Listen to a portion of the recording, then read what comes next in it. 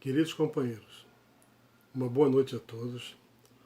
Hoje eu vou falar sobre a nova era, que está no Evangelho segundo o Espiritismo, capítulo 1, Não vim destruir a lei, nos itens 9 a 11. Agradeço, primeiramente, a espiritualidade responsável por coordenar este trabalho e que vai me amparar durante toda a execução. Como nós podemos observar, já em 1861, os espíritos nos alertavam sobre a chegada da nova era, apresentando as 3 revelações que fizeram parte deste processo e avisando para todos nós a nossa necessidade de transformação da humanidade. Quer dizer, a humanidade precisa e deve progredir. Porém, para isso, as pessoas precisam colaborar para que isso aconteça. Moisés foi o primeiro. Ele ensinava uma moral apropriada ao estado de adiantamento dos povos daquela época. Ou seja, a lei civil de Moisés serviu, para ajudar aquele povo a ter disciplina. Só que ainda não estava adiantando. Era um povo rebelde, um povo selvagem. Então a missão de Moisés foi fazer com que Deus se tornasse conhecido entre aqueles povos.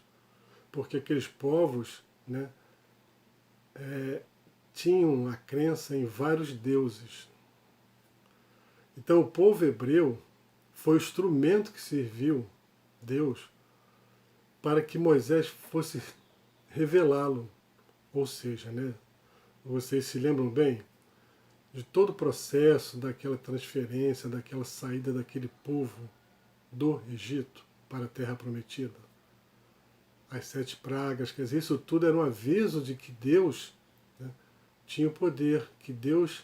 Então Moisés, era necessário que Moisés fizesse, que caísse o véu daquele povo e eles passassem a acreditar num Deus único.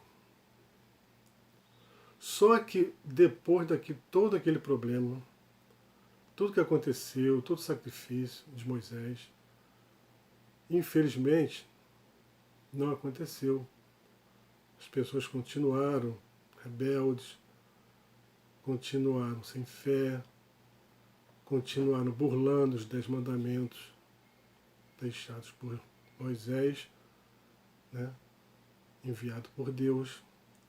Então, o que fez Deus na sua infinita bondade? Permitiu que seu Filho, Jesus, viesse dar complemento aos ensinamentos deixados por Moisés. Foi ele que inicia a mais pura e sublime moral, que há de renovar o mundo, aproximar os homens, torná-los irmãos e fazer brotar no coração a caridade e o amor ao próximo. Jesus veio apresentar para aquele povo que o Deus era um Deus de amor, de bondade e de justiça. Não um Deus guerreiro, um Deus vingativo, como eles acreditavam ser. Jesus procurou passar os ensinamentos com brandura, com amor e com muita espiritualidade. Só que, infelizmente, também não deu certo. Como Jesus falou, se nós o amássemos, ele pediria ao Pai para nos enviar o Consolador prometido, e realmente nós amamos Jesus da nossa maneira, naquela época. Então, o que fez Deus? Permitiu que através do Espiritismo, os ensinamentos fossem trazidos para a gente e terminasse esse processo de transformação da humanidade.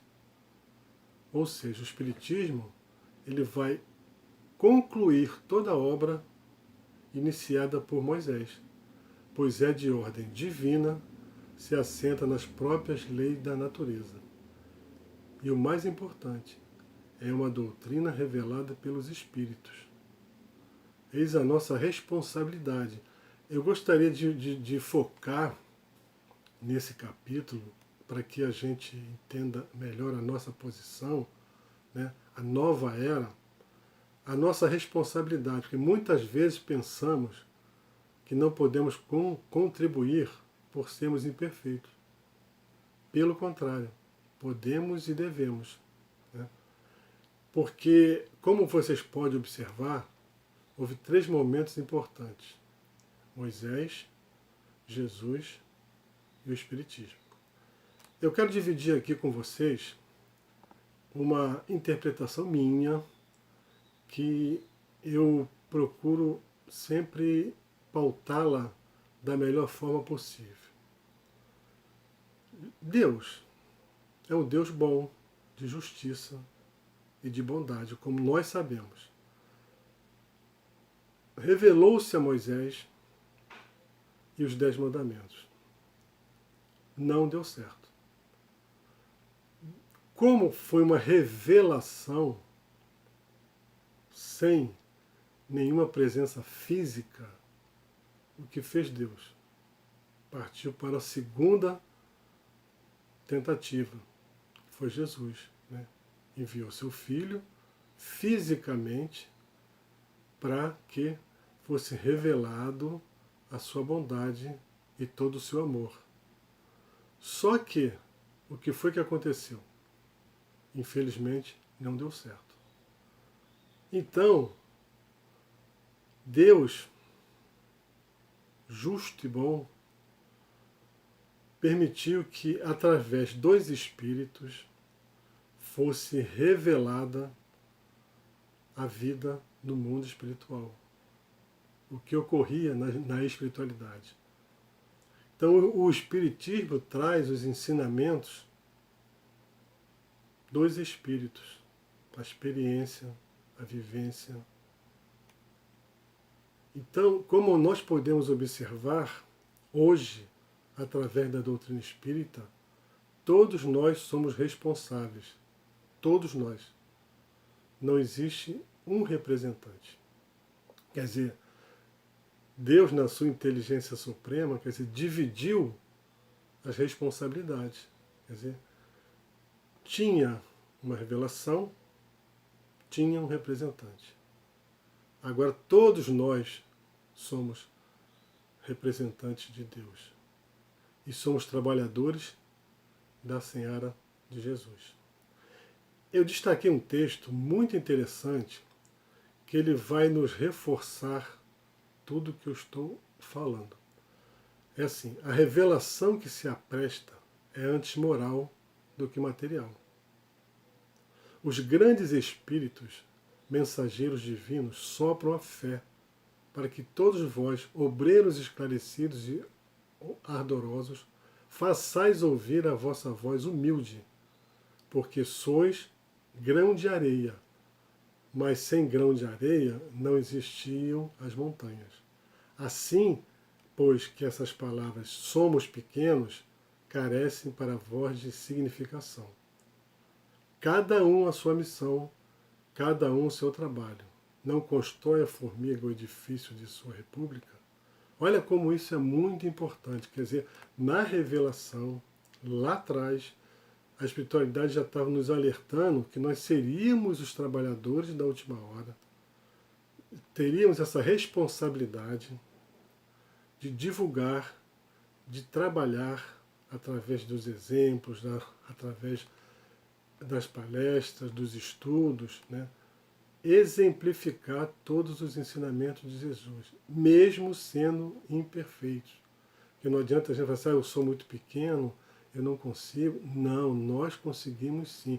Nós somos importantes nesse processo de transformação. Principalmente no momento em que estamos atravessando, onde esse processo se intensificou com a pandemia. A gente pode observar que quantas coisas mudaram, quantas coisas estão mudando. Né? Então, há uma necessidade de uma transformação geral. Então, nós somos, né, peças importantes. Então é a hora de nós continuarmos determinados, firmes, mesmo com as nossas imperfeições, com as nossas más tendências. Porque o mais importante é, enquanto nós estivermos trabalhando no bem, seja em que atividade for, centrarmos, focarmos e procurarmos estar em contato com a espiritualidade. A tarefa vai sair, a tarefa vai ser realizada e a nossa missão está sendo cumprida. E aos poucos a gente vai se livrando das nossas imperfeições. Então essa nova era traz para a gente, desde aquela época até hoje, essa necessidade. Explica para a gente, chegou o momento, somos os trabalhadores da última hora, precisamos acreditar nisso, que possamos mudar, possamos ajudar, contribuir muito. Meus queridos irmãos, nesse curto espaço de tempo, era essa a minha mensagem. Desejo a todos, né, que se cuidem, vamos valorizar as nossas vidas e até um próximo encontro, se Deus assim o permitir.